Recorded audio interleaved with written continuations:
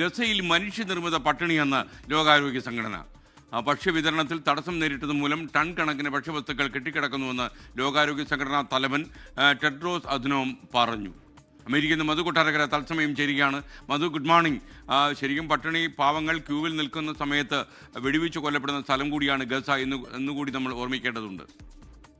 Good morning എസ്കെൻ. ഗസയിൽ നിന്ന് വരുന്ന വളരെ ദുഃഖകരമായ വാർത്തയാണ്. ഇസ്രായേൽ ഹമാസ് യുദ്ധം തുടങ്ങിയതിന് ശേഷം ഈ ഗസയിലെ ജനങ്ങൾ പട്ടിണിയും അതുപോലെ അവരുടെ പാർപ്പിടവും എല്ലാം നഷ്ടപ്പെട്ട അവസ്ഥ നമുക്കറിയാം. ഗസയിൽ ഇപ്പോൾ ഭക്ഷ്യവിതരണത്തിൽ ഗുരുതരമായ വീഴ്ച സംഭവിക്കുന്നതായി നൂറുകണക്കിന് പല രാജ്യങ്ങളിൽ നിന്നുള്ള സന്നദ്ധ സംഘടനകൾ അവിടെ പ്രവർത്തിക്കുന്നുണ്ട്. അവർ ലോകാരോഗ്യ സംഘടനയ്ക്ക് കൃത്യമായ വിവരങ്ങൾ നൽകിയിരിക്കുകയാണ്. ഈ തടസ്സമൊക്കെ നേരിടുന്നതോടെ ടൺ കണക്കിന് ഭക്ഷ്യപദാർത്ഥങ്ങൾ കെട്ടിക്കിടക്കുകയും ചെയ്യുന്നുണ്ട്.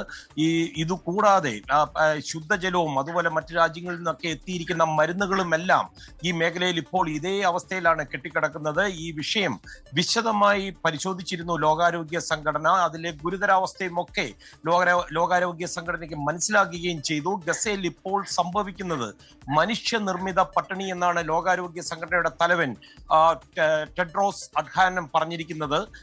നമുക്കറിയാം 2023 ഒക്ടോബർ മുതൽ ഹമാസുമായി ഇസ്രായേൽ യുദ്ധത്തിൽ ഏർപ്പെട്ടിരുന്നതിനാൽ ഈ ഗസയിലേക്കുള്ള എല്ലാ ഭക്ഷ്യവിതരണങ്ങളും തുടക്കത്തിൽ നിർത്തിവെച്ചിരുന്നു. പിന്നീട് മെയ് മാസത്തിലാണ് ആ തടസ്സം നീക്കുകയൊക്കെ ചെയ്തതോടെ വീണ്ടും ഭക്ഷണം എത്തിത്തുടങ്ങിയിരുന്നു. ഗസയിൽ എത്തിക്കുന്ന ഭക്ഷണം ഒരു കാരണവശാലും ഹമാസിന്റെ കൈകളിൽ എത്തരുതെന്നുള്ള ഒരു നിബന്ധന അന്ന് ഇസ്രായേൽ വെച്ചിരുന്നു. ഇസ്രായേൽ അത്തരം കർശന നിർദ്ദേശം ഈ സന്നദ്ധ സംഘടനകൾക്ക് കൊടുക്കുകയും ചെയ്തിരുന്നു. ഗസയിൽ ഭക്ഷണം എത്തിക്കുന്ന കാര്യത്തിൽ എന്നാൽ വിട്ടുവീഴ്ചയില്ല എന്നാണ് ഇപ്പോൾ ഇസ്രായേൽ ഇതിനോട് പ്രതികരിച്ചിരിക്കുന്നത്. എന്നാൽ ഹമാസിന് വേണ്ടി ഭക്ഷണം എത്തിക്കുവാൻ സാധിക്കുകയില്ല എന്നൊരു നിലപാട് ഇസ്രായേൽ എടുത്തിരിക്കുകയാണ്.